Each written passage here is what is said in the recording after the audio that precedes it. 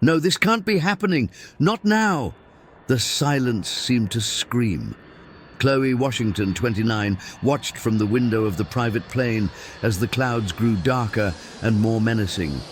Her hands trembled as she held the damp cloth she had been using to wipe down the leather surfaces of the luxurious jet. The chill of the air conditioning crept up her bare legs, reminding her that she'd had to take off her shoes so as not to scratch the marble floor. Chloe had beautiful black skin that glowed softly under the cabin lights, and her jade green eyes were a striking contrast to her delicate features.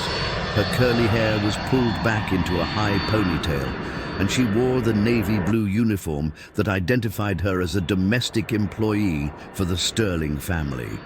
"Excuse me, sir," she murmured toward the seat where Richard Sterling, the most powerful man in New York and owner of a chain of luxury hotels, was sitting.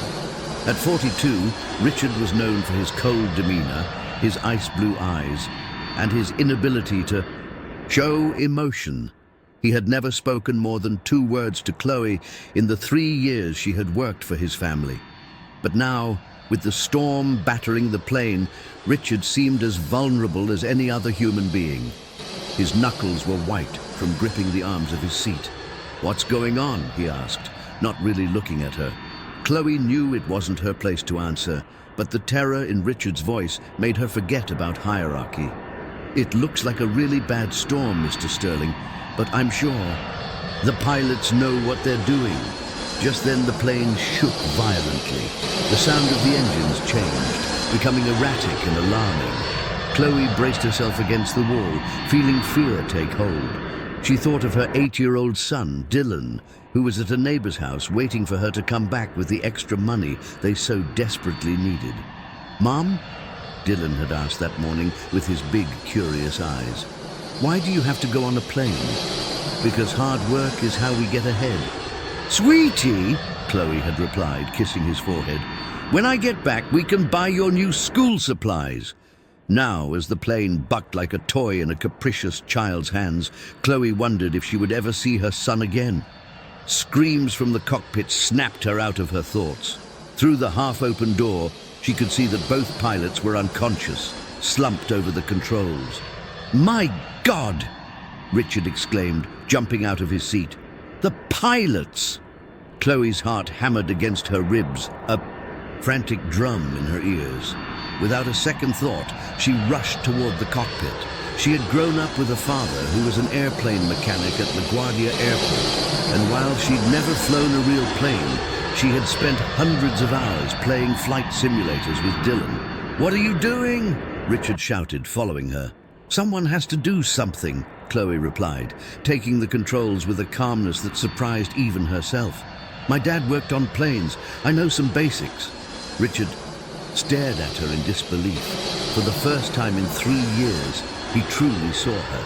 Not as the silent employee who cleaned his house, but as a brave woman who was risking everything to save them. "Are you sure you can do this?" he asked, his voice cracking with worry. Chloe glanced at him over her shoulder, and for a moment, her green eyes met his blue ones. "I'm not sure of anything, Mr. Sterling, but if I don't try, we're all going to die." The next 2 hours were the longest of their lives. Chloe fought with the controls, while Richard tried to raise the control tower. Together, 2 people who had never exchanged a personal word worked as a team to keep the plane in the air. "What's your name?" Richard asked suddenly as she adjusted the throttles. "Chloe," she answered, her eyes fixed on the instruments.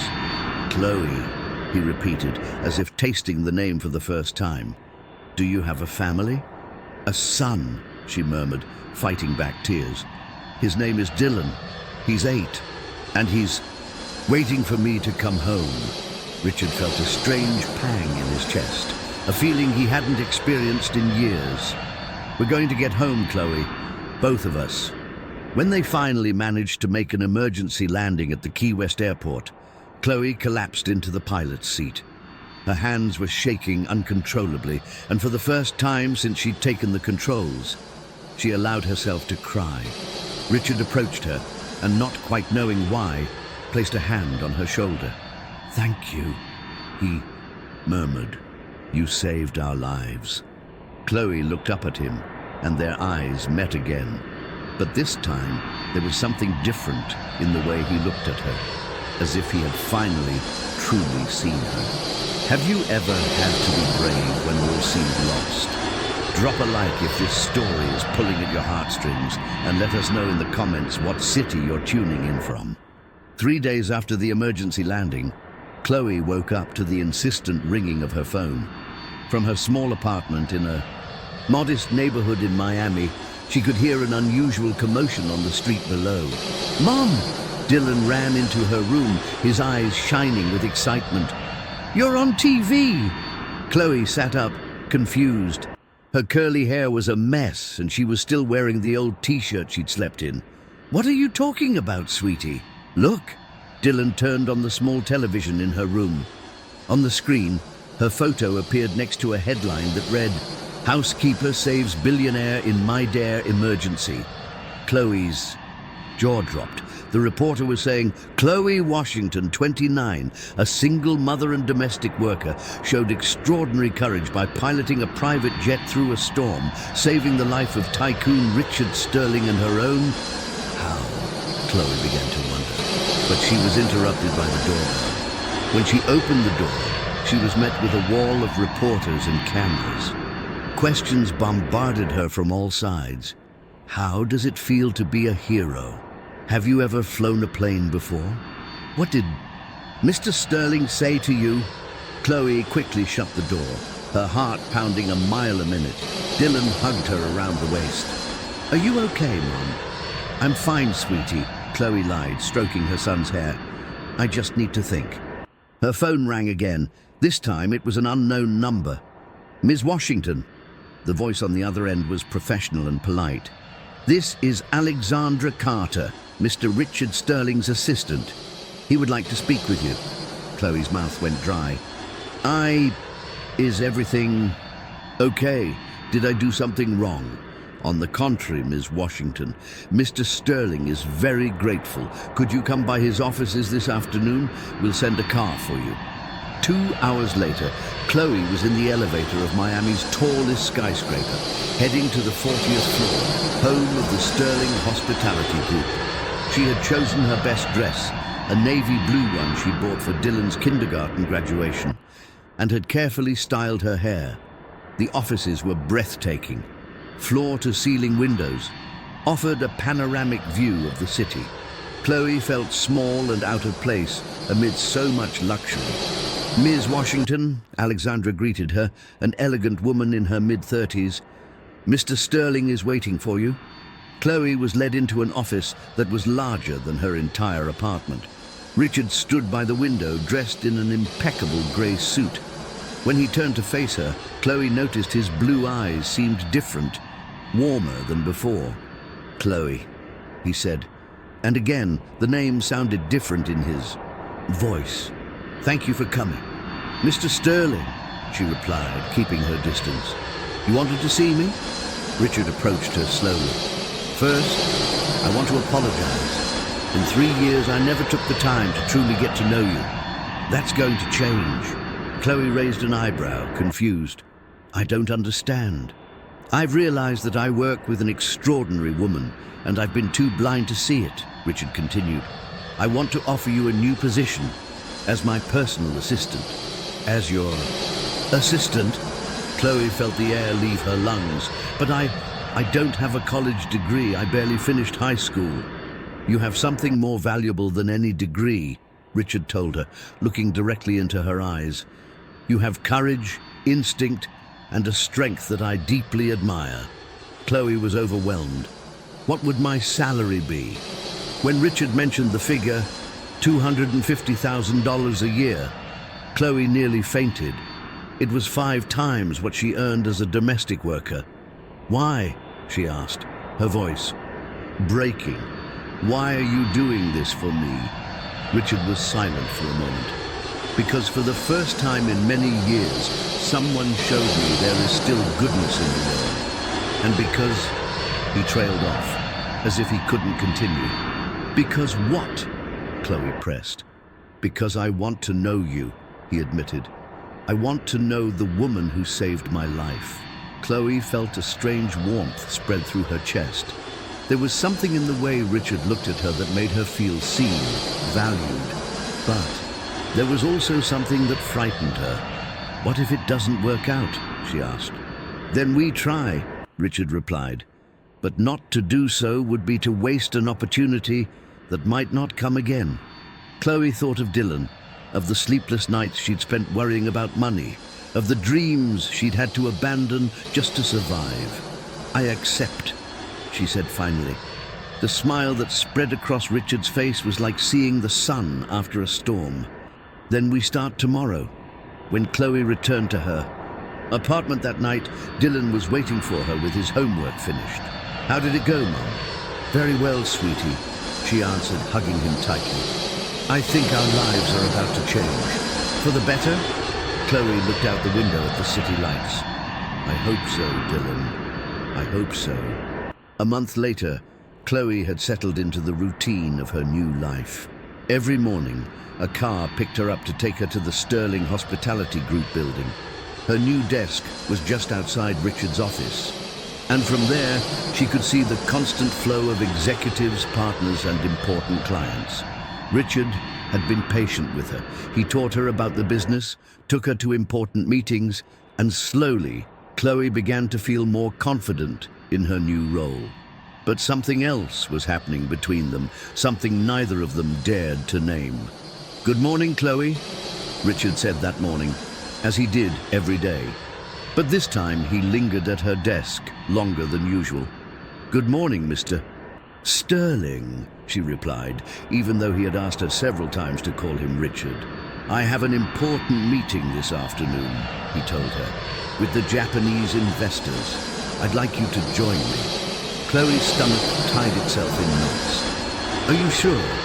I don't speak Japanese, and whether you speak Japanese or not, I want you there," Richard interrupted. "Your perspective is valuable to me." That afternoon, Chloe dressed in the tailored suit Richard had custom-made for her. It was emerald, green, which made her eyes shine even brighter. When she stepped out of the office restroom, Richard was speechless. "Is it okay?" she asked, feeling self-conscious. "It's perfect," he murmured, and for a moment, their gazes held for longer than was professionally appropriate. The meeting was a success. The Japanese investors were impressed not only with Richard's proposal, but with the way Chloe had organized the documents and presented the financial data. After closing the deal, Richard invited Chloe to dinner to celebrate. "I shouldn't," she said when he suggested the most exclusive restaurant in the city. "What will people think?" "What people?"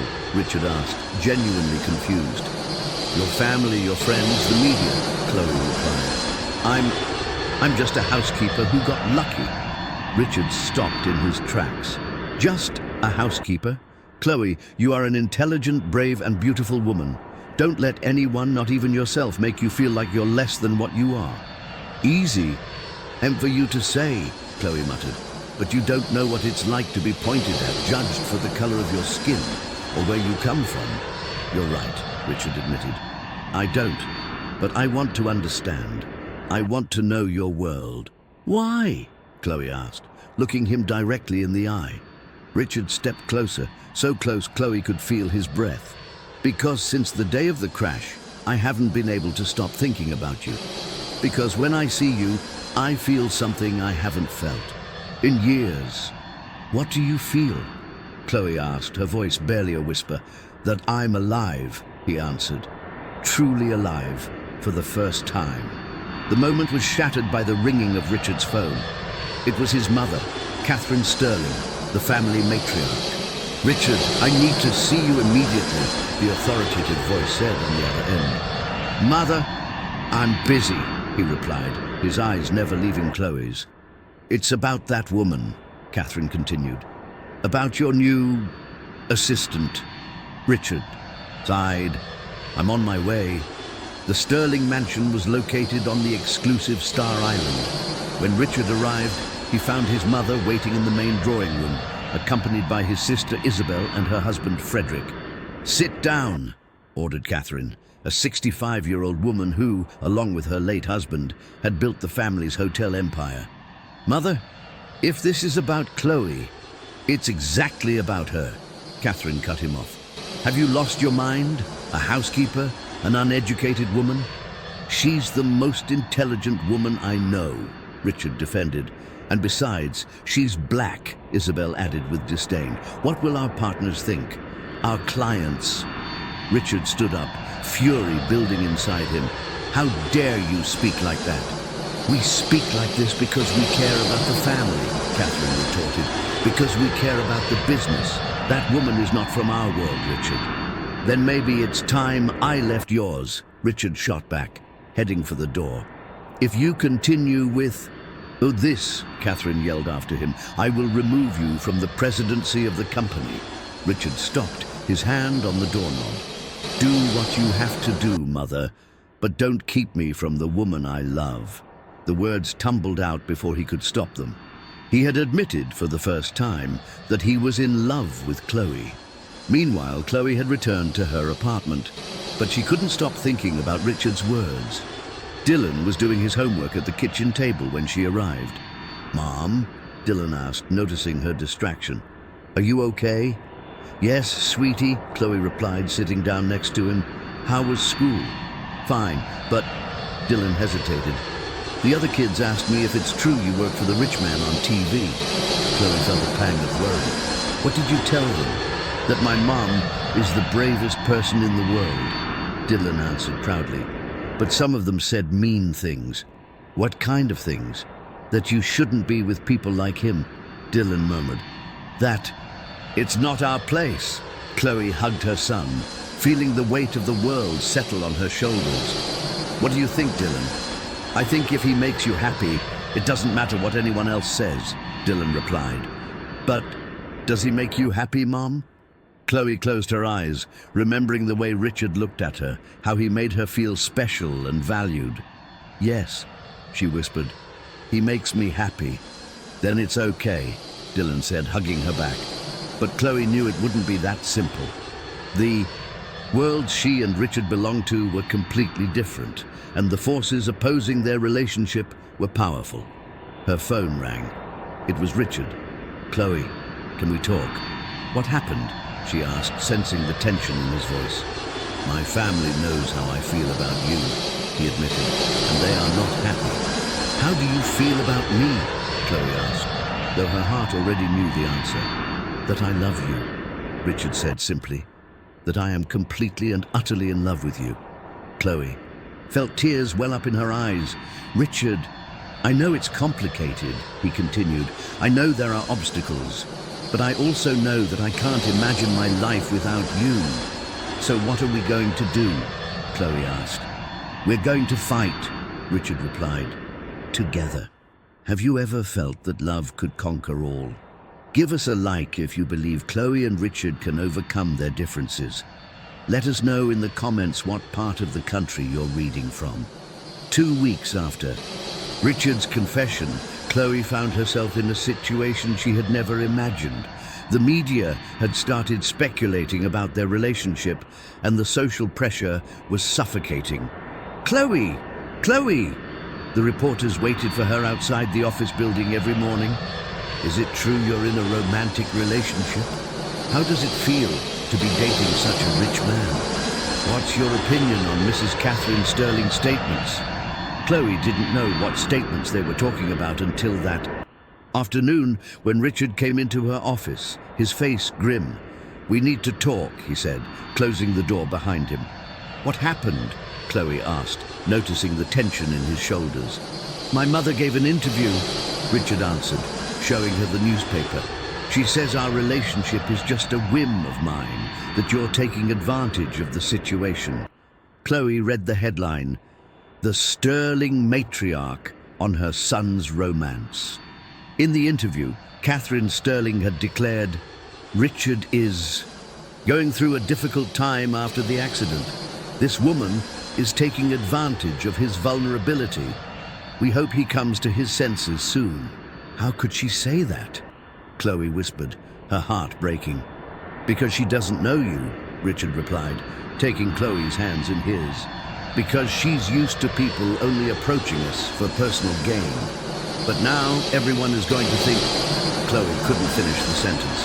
I don't give a damn what they think, Richard said firmly. The only thing that matters to me is what you think. Chloe pulled her hands away. It's not that simple, Richard. I have a son. I can't let this situation affect him. What do you mean? Maybe we should take some time, Chloe murmured, avoiding his gaze. Until things calm down. Richard was silent for a moment.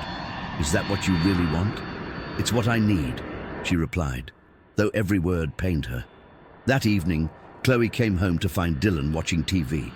A gossip show was talking about her. Mom, Dylan asked, noticing her expression, is what they're saying on TV true? What are they saying? Chloe asked, sitting next to him. That you're dating Mr. Richard, Dylan answered, and that his family doesn't like you. Chloe turned off the TV. Dylan, I need you to know something. No matter what they say on TV or at school, you and I are a family, and we're always going to be okay. But is it true? Dylan insisted. Do you like Mr. Richard? Chloe sighed. Yes, I like him, but things are complicated with adults. Because he's rich and we're not? Dylan asked with a wisdom that surprised Chloe. Because some people think those differences matter, she answered. Do you think they matter? Chloe looked at her son, at his big, curious eyes, and realized he deserved complete honesty. No, she admitted, but sometimes what we believe isn't enough.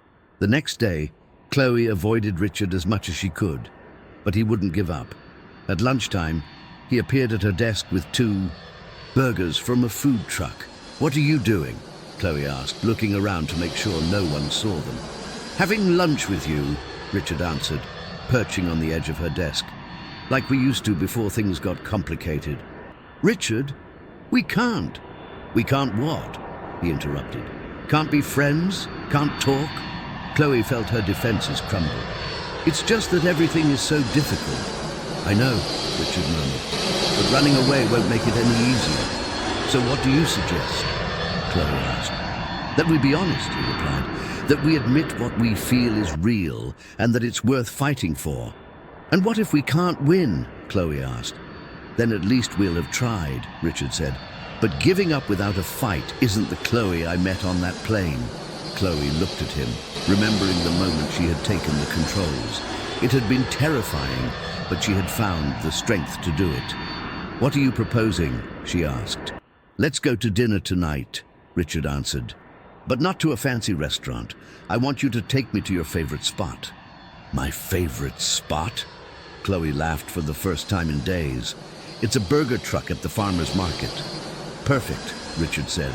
I want to get to know your world, Chloe. The real world. That night, Chloe took Richard to the yellow-green farmer's market, where she had grown up shopping with her mother. The place was alive with the colors, smells, and sounds of the real Miami. Are you sure you want to do this?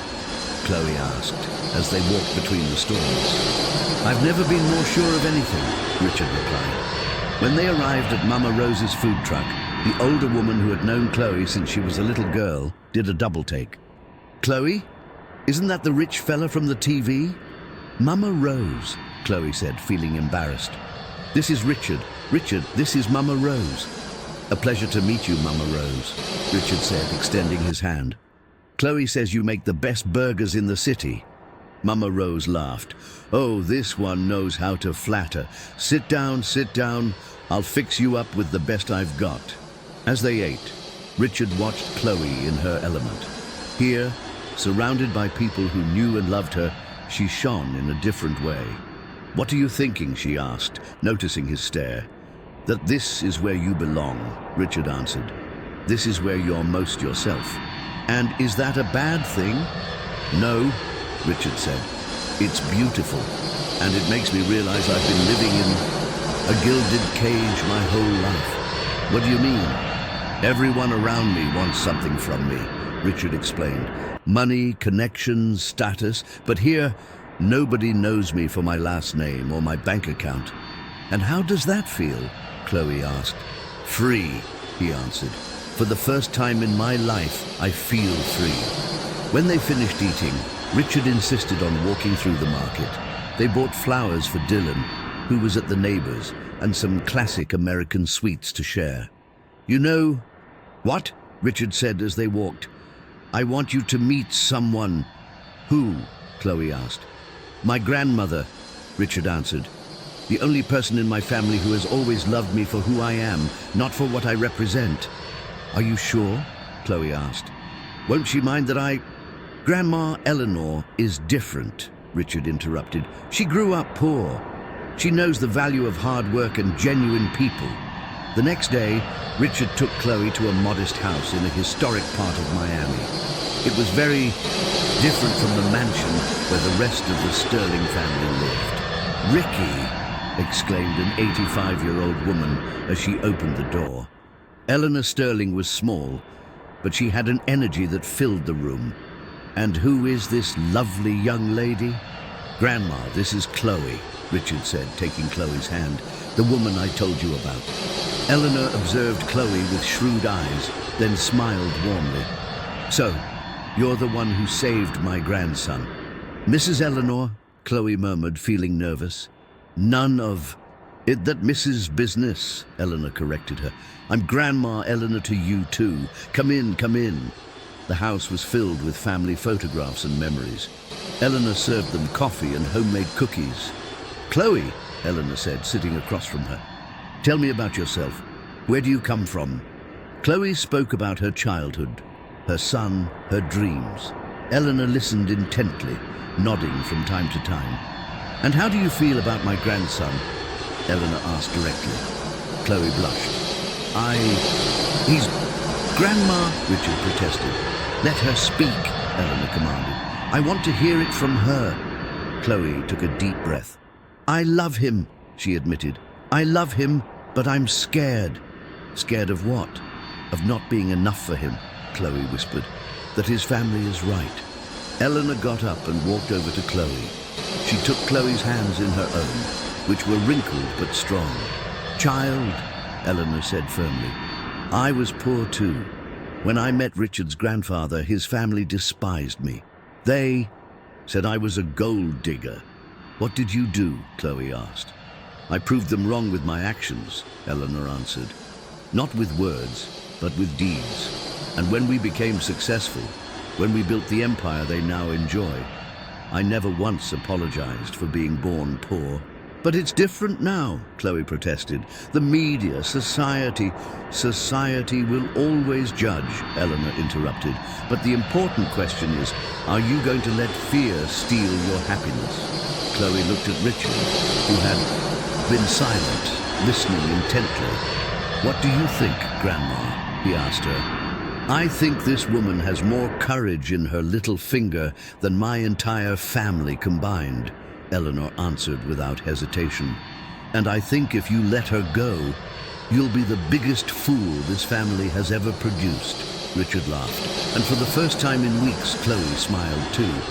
So, what do we do? Chloe asked. We fight, Eleanor replied, but intelligently. What do you mean? Richard asked. It's time you met Dylan, Eleanor told Richard. If you're going to be together, he needs to accept you. And you need to prove that you're not just in love with Chloe, but that you're also willing to be a part of her family. Chloe's stomach twisted into a knot. I don't know if Dylan is ready for... Children are wiser than we think, Eleanor interrupted. Give him a chance to get to know the man you love. That night, Chloe returned to her apartment with a heart full of both hope and terror. Dylan was doing his homework at the kitchen table when she arrived. How was your day, sweetie? She asked, kissing his forehead. Good, Dylan replied, not looking up from his notebook. Mom, can I ask you something? Of course. Is Mr. Richard going to be my dad? The question caught Chloe completely off guard. Dylan had never known his biological father, who had abandoned them when he was a baby. Why do you ask that? Chloe asked, sitting down next to him. Because at school, everyone is talking. About you two getting married, Dylan answered. And because I've never had a dad. Chloe felt tears spring to her eyes. "Dylan, would you like to meet Mr. Richard?" Dylan looked up for the first time, his eyes shining with curiosity. "For real?" "For real," Chloe answered. "But I need you to know he's not trying to replace anyone. He just wants to meet you because you're important to me." "What if he doesn't like me?" Dylan asked, with a vulnerability that broke Chloe's heart. "Impossible," she assured him. "You're the most wonderful kid in the world, and if he can't see that, then he doesn't deserve to be in our lives." "When am I going to meet him?" Dylan asked. "How about Saturday?" Chloe suggested. "We could go to the park." "The park where we play basketball?" Dylan got excited. "Exactly," Chloe replied. "What do you say?" Dylan thought for a moment, then nodded. "Okay, but Mom..." "Yes? If he hurts you, I'm gonna kick him in the shins," Dylan declared. With all the seriousness of his 8 years, Chloe laughed and hugged him tightly. "Deal." When she called Richard that night to tell him about the conversation with Dylan, he was silent for a moment. "Richard, are you there?" "I'm here," he answered, his voice thick with emotion. "It's just, I've never thought about being a father." "I'm not asking you to be his father," Chloe quickly clarified. "Just to meet him." "No," Richard interrupted. "I mean, I never thought about being a father until I met you. And now I can't imagine anything that would make me happier than being a part of your family." Chloe's heart raced. "Really? Really?" Richard answered. "Chloe, can I ask you something?" "Of course." "After I meet Dylan, can we talk about our future? Because I already know what I want." "What do you want?" Chloe asked, though her heart already knew the answer. "I want to marry you," Richard said simply. "I want us to be a family. I want to wake up every day knowing that you and Dylan are in my life." Chloe closed her eyes, feeling tears run down her cheeks. "Richard, don't answer me now," he told her. "Just think about it. And remember that love knows no social class or skin color. Love just is." When she hung up the phone, Chloe sat on her bed looking out the window at the city lights. For the first time in her life, she dared to dream of a different future. A future where love was enough to overcome any obstacle. Saturday arrived faster than Chloe had expected. She had spent the whole week on edge, imagining how the meeting between Richard and Dylan would go. She got up early and made her son's favorite breakfast, pancakes and hot cocoa. "Is he here yet?" Dylan asked for the 5th time, peering out the window. "Not yet, sweetie," Chloe replied, nervously smoothing her yellow sundress. "Remember what we talked about, okay?" "Yeah, Mom. Be polite but not fake," Dylan recited. "And ask him if he can play basketball." "Exactly," Chloe smiled. When the doorbell rang, Chloe's heart leaped.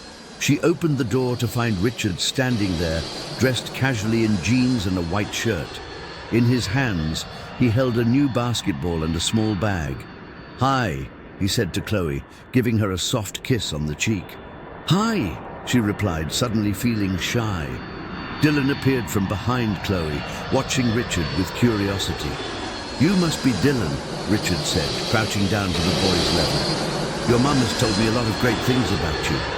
"Like what?" Dylan asked, crossing his arms. "Like you're very smart, very funny, and the best basketball player at your school," Richard replied. Dylan smiled in spite of himself.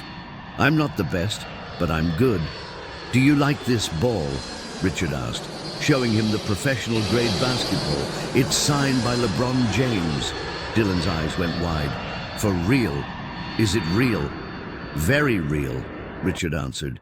"And if you'll let me, I'd love for us to go to the park so you can teach me some moves." "Mom?" Dylan exclaimed, turning to Chloe. "Can we go?" "Of course," Chloe replied, feeling herself relax for the first time in days. The park was full of families enjoying the sunny Saturday. Richard, Chloe, and Dylan found a wide-open space on the court where they could play. "You know how to play?" Dylan asked Richard, bouncing the ball. "A little," Richard answered modestly. "But I think you're much better than me." For the next hour, Dylan showed Richard his best moves. Chloe sat on a nearby bench, watching the two most important men in her life get to know each other. "Hey!" Dylan shouted when Richard managed a fancy dribble. "That was good! Your mum was right," Richard said, sitting on the grass next to Dylan to rest. "You're really good at this." "My mom talks about me," Dylan asked. "All the time," Richard replied. "She told me you want to be a pilot when you grow up." "Yeah, like my mom," Dylan said with pride. "She flew a real plane." "I know," Richard smiled. "She saved my life." Dylan looked at him seriously. For real, Richard confirmed. "Your mom is the bravest person I know." "Is that why you like her?" Dylan asked directly. Richard took a moment to answer. "I like her for many reasons. Because she's brave, yes, but also because she's kind, smart, funny, and because she loves you very much." "And do you love me?" Dylan asked, with the brutal honesty of a child. "I'm still getting to know you," Richard answered honestly. "But so far, I like you a lot. And if your mom lets me, I'd like to get to know you better." Dylan nodded, as if weighing the answer. "Do you want to marry my mom?" "Dylan," Chloe chided, walking over. "Don't ask such personal questions." "It's okay," Richard told Chloe, then turned to Dylan. "Yes, I would like to marry your mom, but only if you're okay with it." "And if you marry her, what happens to me?" Dylan asked. "Well," Richard said thoughtfully, "if that happens, it would mean we'd be a family. You, your mom, and me." "Like a dad?" Dylan asked in a low voice. Richard looked at Chloe, who nodded slightly. "If you want me to be like a dad, then yes. But I don't have any experience being a dad, so you'd have to teach me." Dylan smiled. "Being a dad is easy. You just have to love your family a lot and protect them." "I think I can do that," Richard replied, a lump forming in his throat. "And can I still call you Richard?" Dylan asked. "You can call me whatever you feel comfortable with," Richard answered. "Okay," Dylan said. "But if you marry my mom and you're mean to her, I'm gonna kick you." "Dylan!" Chloe protested. "No, he's right," Richard said seriously. "If I'm mean to your mom, I deserve to be kicked." The three of them laughed, and for the first time, Chloe felt that maybe, just maybe, they could be a real family. After the park, they went to eat at a burger joint Dylan had chosen. As they ate, Richard told them funny stories from his work, and Dylan taught him how to make shapes out of napkins. "You know what?" Dylan said to Richard as they walked back to the car. "I like you." "I like you too," Richard replied. "Do you think we could be friends?" "Yeah," Dylan nodded. "But I have one condition." "What's that?" Richard asked. "You have to come watch my basketball game next Saturday," Dylan said. "Deal," Richard agreed, shaking his hand. When Richard dropped them off at home that night, Chloe walked him to the car. "How did it go for you?" she asked him. "Better than I ever expected," Richard replied. "He's an incredible kid, Chloe. I can see so much of you in him." "You really liked him?" Chloe asked, needing confirmation. "I loved him," Richard said, taking her hands. "And now I understand why he's so important to you. It's easy to love Dylan." "Richard," Chloe began, "about what you said about getting married." "You don't have to answer now," he interrupted. "I just wanted you to know my intentions." "I want to say yes," Chloe murmured. But what?" "But I'm scared," she admitted. "I'm scared your family will do something to tear us apart. I'm scared I'm not enough for you."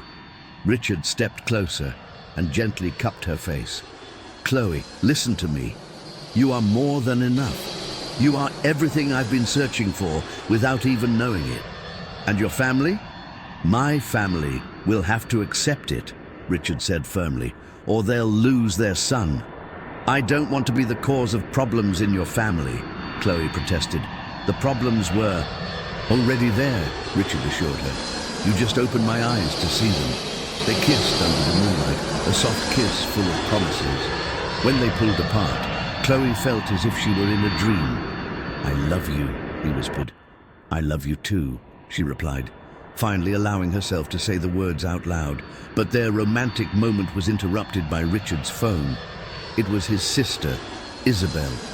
"Richard, you need to come home immediately," Isabel said, her voice filled with urgency. "What's wrong?" Richard asked. "It's about Dad," Isabel replied. "We found something that changes everything." Richard looked at Chloe with concern. "Can you come with me?" "Are you sure?" Chloe asked. "More sure than ever," Richard replied. "Whatever it is, we face it together." When they arrived at the Sterling mansion, the entire family was gathered in the main living room. Catherine, Isabel, Frederick, and several cousins and uncles Chloe had never seen before. "What is she doing here?" Catherine demanded upon seeing Chloe. "She's my guest," Richard responded firmly. "What is all this about?" Isabel handed him a folder full of documents. "We were going through Dad's papers for the anniversary of his death, and we found this." Richard opened the folder, and his face went pale. "What is this?" "Read it out loud," Isabel requested. Richard began to read. "Private last will and testament of Edward Sterling. If my son, Richard, does not marry and have children before his 45th birthday, the entire family fortune shall pass to a charitable foundation. The company will be dissolved and the assets sold." The silence in the room was deafening. Chloe felt the floor shift beneath her feet. "What does this mean?" Richard asked, his voice breaking. "It means," Catherine said slowly, "that if you don't get married and have children in the next 2 years, we lose everything." "And when were you planning on telling me?" Richard shouted. "We never thought it would be necessary," Isabel replied. "We always assumed you'd marry eventually." Richard turned to Chloe, who was frozen in place. "Chloe, I didn't know anything about this." "Now I understand," Chloe murmured, feeling as if she'd been punched in the gut. "Now I understand why you proposed." "No," Richard protested. "That's not true." "Isn't it?" Chloe asked, tears in her eyes. "Isn't it convenient that just when you need to get married, I show up? Chloe, listen to me." "No," Chloe said, backing away. "This is all a lie. You don't love me. You just need a wife." "That's not true," Richard yelled. "I love you." "Really?" Catherine asked with a cruel smirk. "Or do you need her?" Chloe looked around the room, at all those faces staring at her as if she were an object, a solution to a problem. She felt her breath catch in her throat. "I'm leaving," she announced, heading for the door. "Chloe, wait!" Richard yelled, following her. "No," she replied without turning back. "This is over. Please, listen to me," Richard pleaded, catching up to her in the garden. Chloe turned to face him, her eyes full of tears and her heart broken. "Would you have proposed to me if it weren't for that clause?" Richard stood in silence, and that silence was all the answer Chloe needed. "Goodbye, Richard," she said, hailing a passing taxi. As the taxi pulled away, Richard stood frozen in his garden, watching the woman he loved disappear, with no idea how to prove to her that his feelings were real. In the taxi, Chloe cried as she hadn't cried in years, not just for the lost love, but for having believed, even for a moment, that fairy tales could come true. 3 weeks had passed since the revelation at the Sterling home. Chloe had quit her job as Richard's assistant and had gone back to domestic work, this time for a different family. Every day was a struggle not to think about him, not to remember the way he looked at her, how he made her feel special. Dylan had noticed the change in his mother. She no longer smiled like she used to, and she had stopped talking about Richard. "Mom," he asked one night at dinner, "are you not going to see Richard anymore?" Chloe stopped chewing and looked at her son.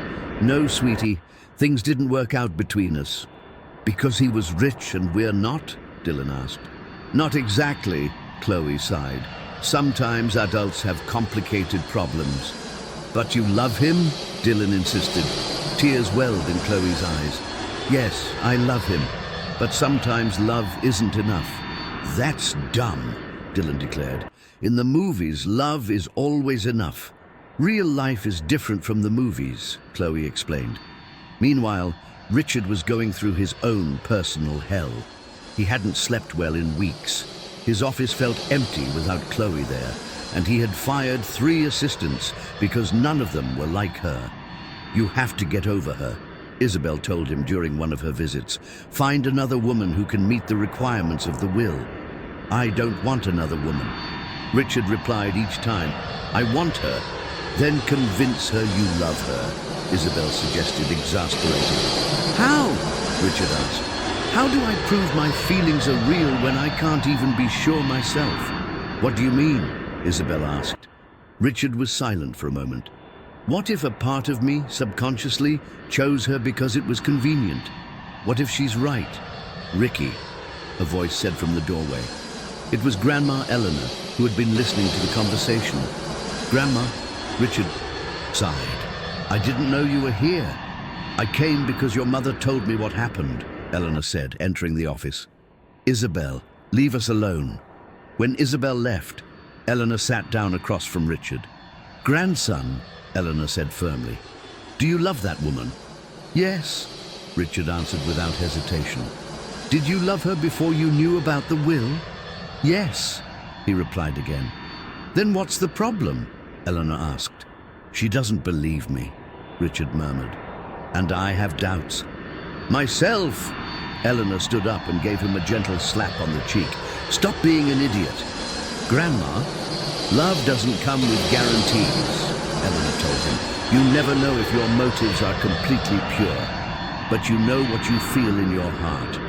"And what if that's not enough?" Richard asked. "Then you fight to make it enough," Eleanor replied. "But first, you have to make a decision." "What decision?" "The inheritance or Chloe," Eleanor said simply. "You can't have both as long as she thinks you need her for the money." Richard fell silent, processing his grandmother's words. "What would you do?" he asked her. "I would give up the entire fortune if it meant being with the man I love," Eleanor answered without a second's thought. "Because money can be made again, but true love is irreplaceable." That night, Richard made the most important decision of his life. He called his lawyer and had him prepare the documents to officially renounce his inheritance. The next day, he showed up at the door of Chloe's small apartment. She opened it and gasped when she saw him. "What are you doing here?" she asked, keeping the door partially blocked. "I need to talk to you," Richard said. "Please." "We have nothing to talk about," Chloe replied, trying to close the door. "I gave it all up," Richard shouted, stopping the door with his hand. Chloe froze. "What?" "I renounced the inheritance, the company, everything," Richard repeated. "I signed the papers this morning." "Why would you do that?" Chloe asked, opening the door completely. "Because I want to prove to you that I love you for who you are, not for what you can give me," Richard answered. "Because I want you to know that I would rather be poor with you than rich without you." Tears filled Chloe's eyes. "Richard, I know it's hard to believe," he continued. "I know I have to earn your trust back, but I'm willing to do whatever it takes." "And your family?" Chloe asked. "My mother hasn't spoken to me since I signed." "The papers," Richard admitted. "Isabel says I'm crazy, but Grandma Eleanor is proud of me." "And you?" Chloe asked. "Do you regret it?" "I only regret one thing," Richard answered. "What's that?" "Not giving it all up the very first day I told you I loved you," he murmured. "For making you doubt my feelings for even a second." Chloe slowly approached him. "And what are you going to do now? How are you going to live?" "I'll find a job," Richard replied. "I have experience in business. It won't be easy, but I've learned that the things worth having never are." "Richard," Chloe whispered, gently touching his cheek, "you really gave up everything for me?" "I gave up everything for us," he corrected her. "For you, for Dylan, for the family I want us to be." Chloe began to cry, but this time they were tears of relief and joy. "I love you," she told him. "I love you so much it hurts." "Does that mean you forgive me?" Richard asked hopefully. "It means I want to try again," Chloe replied. "But this time as equals." They kissed in the doorway, a kiss that tasted of second chances and new beginnings. Richard! Dylan shouted, running towards them from inside the apartment. You came back! I came back, Richard confirmed, lifting Dylan into his arms. Did you miss me? A lot, Dylan admitted. Mum was really sad. I'm sorry, Richard apologized. I made a mistake, but I'm here to fix it. Does this mean you're going to get married? Dylan asked hopefully. Richard looked at Chloe, who nodded with a smile. Yes, Richard answered, if your mom will have me. Yes, Dylan yelled. We're going to be a real family. 6 months later, Chloe and Richard were married in a small but beautiful ceremony in Grandma Eleanor's garden. Dylan was the ring bearer, and Eleanor, a registered notary, officiated. Catherine Sterling did not attend, but she sent a letter telling Richard he would always be welcome at home when he came to his senses. Isabel surprisingly did attend, and after getting to know Chloe better, she apologized for her initial prejudice. During the ceremony, when it was time for the vows, Richard took Chloe's hands and spoke from the heart. Chloe, when you saved my life on that plane, you didn't just save my body. You saved my soul. You taught me that true worth isn't measured in bank accounts, but in the capacity to love unconditionally. I promise to love you in wealth and in poverty, because I've learned that with you, I am already the richest man in the world. Chloe, with tears in her eyes, responded, Richard, for a long time, I thought I didn't deserve to be seen, that I didn't deserve to be loved for who I really was. You taught me that true love knows no social class or prejudice. I promise to be with you in good times and in bad, because together we can face any storm. When they kissed to seal their union, all the guests applauded, but no one louder than Dylan, who shouted, now we're a real family. 5 years later, Chloe woke up in their new house, a modest but cozy home in a middle-class Miami suburb. Through the window, she could see Richard teaching Dylan, now 13, how to change the oil in their used car. Richard had found a job as a manager at a small tourism company, and while they earned much less than before, they had never been happier. They had learned to value the simple things: family dinners, afternoons at the park, Sundays watching movies together. Mommy? A small voice pulled her from her thoughts. It was Eleanor, their 2-year-old daughter, named in honor of the grandmother who had supported them so much. Yes, my love? Chloe replied, lifting the little girl into her arms. Is Daddy going to teach me too? Eleanor asked, pointing out the window. Of course, Chloe smiled. Daddy will teach you anything you want to learn. Just then, Richard and Dylan came into the house, both covered in grease but smiling. How are my princesses? Richard asked, kissing Chloe and then Eleanor. Very well, Chloe replied. And you two? How's the repair going? Dylan's a natural mechanic, Richard declared with pride, just like his mom with airplanes. Speaking of which, Dylan said excitedly, did you know Mom got accepted into the commercial pilot program? Really? Richard asked, turning to Chloe in surprise. Chloe blushed. I was going to tell you tonight. I start classes next month. That's incredible, Richard exclaimed, hugging her tightly. I'm so proud of you. But can we manage it? Chloe asked, suddenly insecure. With Eleanor so little and work, we can manage anything, Richard reassured her. We're a team, remember? That night, after putting the kids to bed, Richard and Chloe went out to the small backyard. They sat on the swing set Richard had built with his own hands. Do you regret it? Chloe asked, as she did from time to time. Regret what? Richard asked, though he knew exactly what she meant. Leaving everything behind, Chloe murmured. Your fortune, your status, your old life. Richard looked into her eyes, those beautiful green eyes that had captivated him from the first day. Chloe, 5 years ago, I thought I was rich because I had money in the bank. Now I know I'm rich because I have a wife who loves me, a son who respects me, a daughter who sees me as her hero, and a life full of purpose. And your mother? Chloe asked. Do you think she'll ever forgive us? Maybe, Richard sighed. But if she doesn't, it's her loss. She's missing out on knowing the most extraordinary woman in the world and her incredible grandchildren. I love you, Chloe whispered, snuggling against him. And I love you, Richard replied. Thank you for teaching me that true love isn't about what you can get, but what you're willing to sacrifice. As they swayed gently on the swing, watching the stars, they both knew they had made the right choices. Love had conquered all obstacles, and together they had built something more valuable than any. A fortune, a family bound by true love. The next day, Richard received an unexpected call. It was Frederick, his brother-in-law. Richard, Frederick said, his voice sounding different. I need to see you. What's wrong? Richard asked, alarmed. It's about the company, Frederick replied, and about your mother. They met at a cafe near the office where Richard now worked. Frederick looked tired and worried. The company is in trouble, Frederick told him bluntly. Big trouble.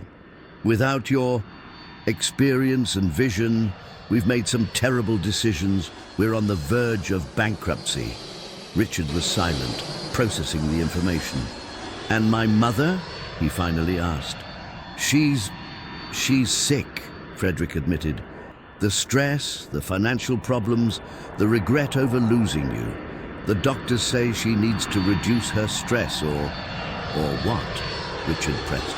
Or there could be serious complications, Frederick thought. Richard, I know I have no right to ask you this after everything. That's happened, but you want me to come back? Richard asked. The company needs you, Frederick said, but more importantly, your mother needs you. Richard came home that night with the weight of the world on his shoulders. Chloe immediately noticed something was wrong. What happened? She asked, as they prepared dinner together. Richard told her the entire conversation with Frederick. Chloe listened in silence, drying the dishes he washed. What do you want to do? She asked when he finished. I don't know, Richard admitted. Part of me wants to help. It's my family after all. But what? Chloe asked gently. But I'm afraid you'll think I want to go back to my old life, Richard murmured. I'm afraid you'll doubt me again. Chloe put down the dish towel and turned to face him. Richard, how many times have I told you I love you? Every day, he replied. And how many times have you doubted my love? She asked. Never, Richard admitted.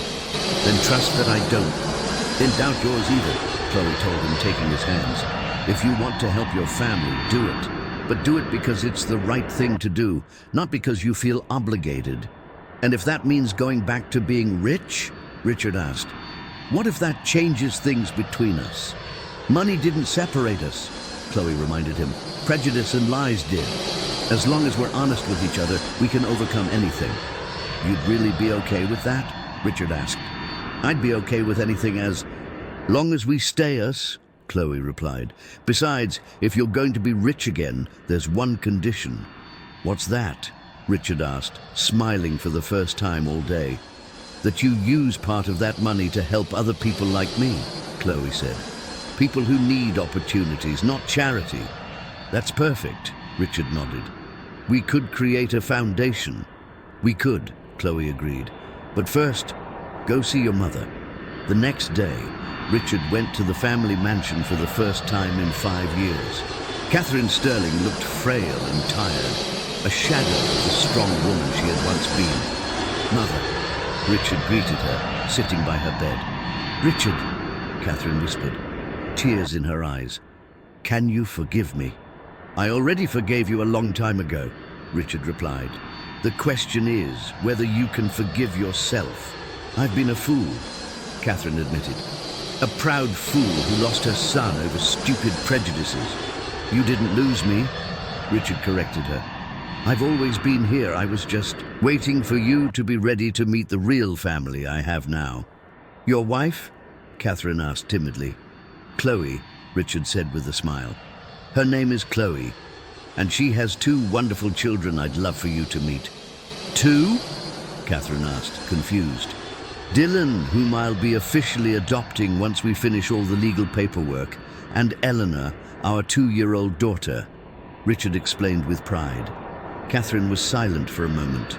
Do you think they could visit me? Sometime? Only if you promise to treat them with the respect and love they deserve," Richard conditioned. "I promise," Catherine murmured. "I swear on your father's memory." 6 months later, the Sterling Company had regained its stability under Richard's leadership. But more importantly, it had changed its mission. Now, in addition to luxury hotels, they also built community centers and offered job training programs for people from low-income backgrounds. Catherine had met her daughter-in-law and grandchildren, and though it had been awkward at first, she had slowly begun to understand why Richard had chosen Chloe. She had seen her defend Dylan when other children at a family gathering teased him for being adopted, and had witnessed her intelligence and grace under pressure. "She's an extraordinary woman," Catherine had admitted to Richard after a family dinner. "She reminds me of myself when I was young and fighting to get ahead. That's why I love her," Richard had replied. "Because she reminds me that true worth isn't inherited, it's built." Today, Chloe had finished her training as a commercial pilot and worked for a small airline that Richard had helped finance. Dylan was in high school, excelling in both sports and academics, and dreamed of becoming an aerospace engineer. Eleanor was growing up surrounded by love, in a family that had learned their differences made them stronger, not weaker. One night, as the whole family had dinner in their new, larger, but still modest home, Eleanor asked a question that took everyone by surprise. "Daddy," she asked Richard, "is it true you used to be poor?" Everyone laughed. "No, sweetie," Richard answered. "I used to have a lot of money, but I was poor in the things that really matter." "Like what?" Eleanor asked, with the typical curiosity of a child her age. "Like true love," Chloe replied, taking Richard's hand. "Like a family that loves you for who you are, not what you have," Dylan added. "Like the satisfaction of knowing you're helping others," Richard continued. "Oh," Eleanor said, as if she understood perfectly, "so now we're really rich." "Exactly," they all agreed in unison. As they cleared the table after dinner, Richard hugged Chloe from behind. "You know what?" he whispered in her ear. "What?" she asked, leaning back against him. "It was all worth it," Richard murmured. "Every tear, every fight, every moment of doubt. It was all worth it to get to this moment." "What moment?" Chloe asked, though she knew the answer. "This moment where I'm completely, irrevocably happy," Richard answered. "Where I have everything I ever wanted without knowing I wanted it." "I love you," Chloe said, turning in his arms. "And I love you," Richard replied. "Forever."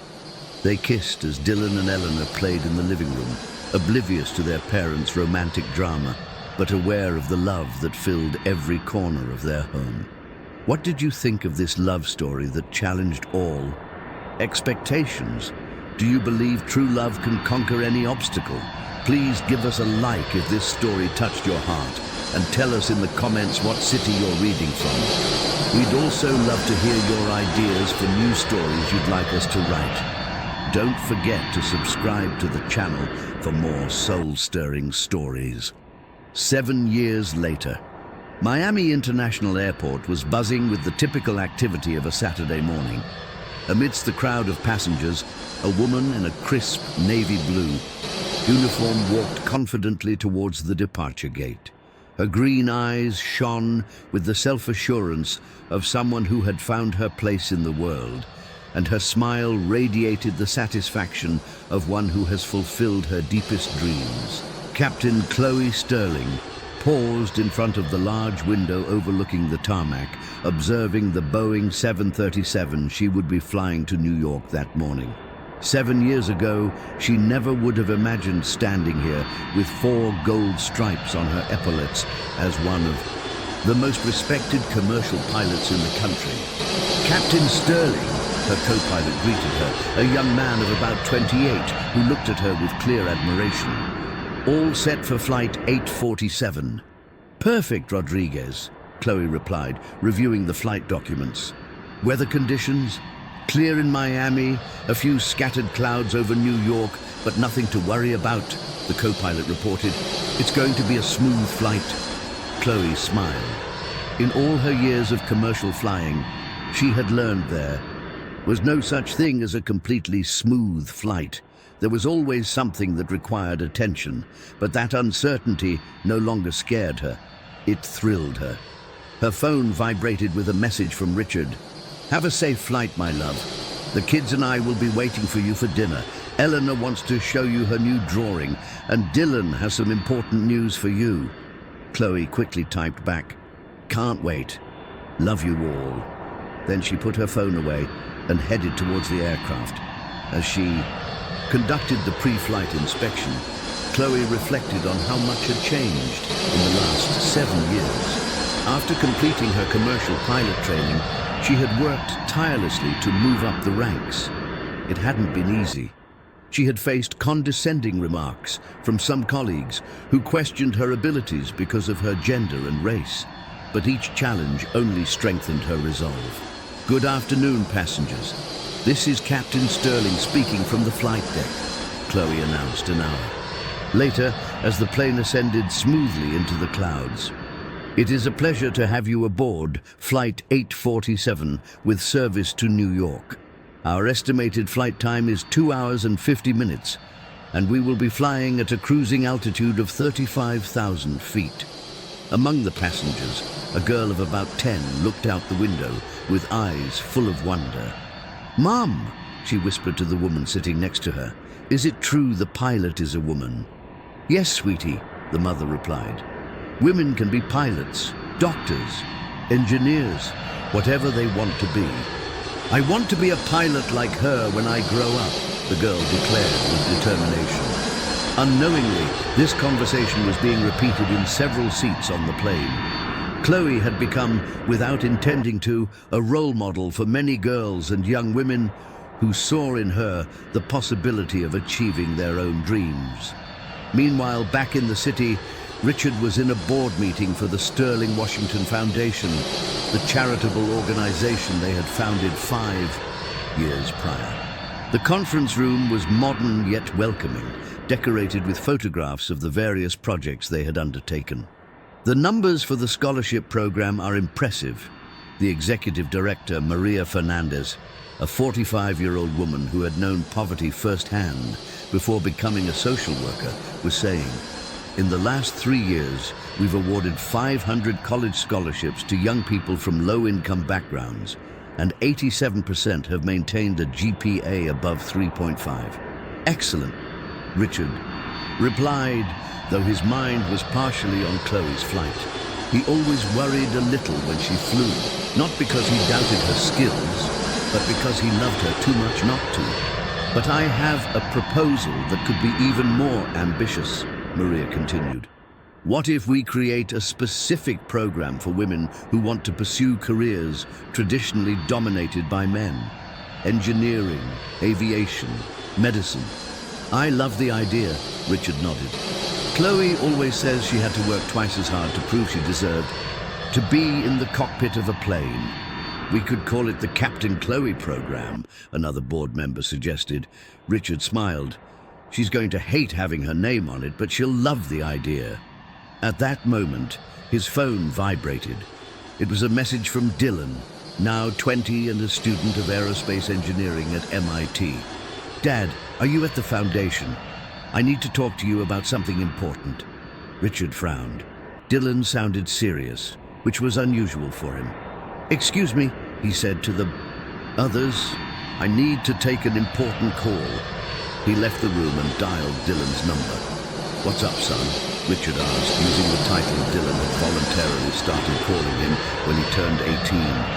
Dad! Dylan's voice was excited and nervous at the same time. Do you remember Alexandra, my classmate from the university? The engineering student you brought home for Christmas, Richard recalled, a very smart young woman. Well, we're getting married, Dylan blurted out. Richard was silent, for a moment, processing the news. Getting married? But Dylan, you're only 20. I'm 20, Dad, not 12, Dylan defended himself, and I love her. We've been together for 2 years, and we know we want to be together forever. Is she pregnant? Richard asked, concerned. No, Dad, Dylan laughed. We just love each other and want to get married. Like you and Mom when you decided to be together despite everything. Richard felt a mix of pride and worry. Have you talked to your mother? I wanted to talk to you first, Dylan admitted. I need your blessing. My blessing? A lump formed in Richard's throat. Dylan, you are the son I never thought I'd have, and you've given me more joy than I deserve. If Alexandra makes you happy, you have my full blessing. Thanks, Dad, Dylan murmured, his voice cracking with emotion. That means everything to me. When are you telling your mother? Richard asked. Tonight, at dinner, Dylan replied. That's why I wanted to talk to you first. When the call ended, Richard stood in the hallway, smiling. His son was getting married. The 8-year-old boy he had met years ago had become a young man who had found love. Back on the plane, Chloe was beginning her descent into New York when she received a call from air traffic control. Captain Sterling, there's an emergency situation at the airport, the controller informed her. A small plane has had mechanical trouble and needs to make an emergency landing. Can you hold in a waiting pattern? Affirmative, Chloe replied without hesitation, maintaining altitude and awaiting instructions. From his seat, an older passenger who clearly knew about aviation commented to his wife, "That pilot is handling the situation with great calm. You can tell she's experienced." "How do you know?" his wife asked. "By her voice," the man replied. "I flew for 40 years as a commercial pilot, and I can recognize when someone really knows what they're doing." Chloe, oblivious to the comments, focused on keeping the planes safe while they waited for their turn to land. She remembered her first commercial flights, when every decision took more effort. Now, after thousands of flight hours, her movements were instinctive and precise. "Captain Sterling, you are cleared for final approach, runway 04L. The authorization finally came. "Cleared for final approach, runway 04L, Chloe confirmed, beginning the landing. The plane touched down smoothly, and the passengers applauded, as often happened after. "Perfect landings. Thank you for flying with us," Chloe announced. "It has been a pleasure to be your captain today." As the passengers disembarked, the girl who had commented on women pilots approached the cockpit. "Excuse me, Captain," she said shyly. "I wanted to tell you that you're my hero." Chloe crouched down to the girl's level. "What's your name?" "Valentina," the girl replied. "Valentina, do you know what the most important thing is to be a pilot?" Chloe asked her. "Studying hard," the girl ventured. "Studying hard, yes, but also believing in yourself," Chloe told her. "Never let anyone tell you that you can't do something just because you're a girl." "Did you always want to be a pilot?" Valentina asked.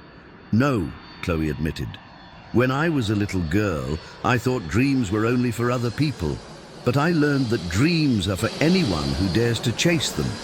Valentina's mother approached. "Thank you, Captain. You have no idea what an inspiration you are to my daughter." "She's an inspiration to me too," Chloe replied.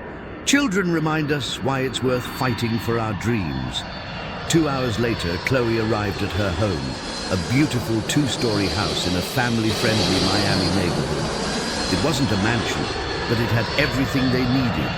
A large yard where Eleanor could play, an office for Richard, an art studio for Eleanor, and a family room where they gathered every night.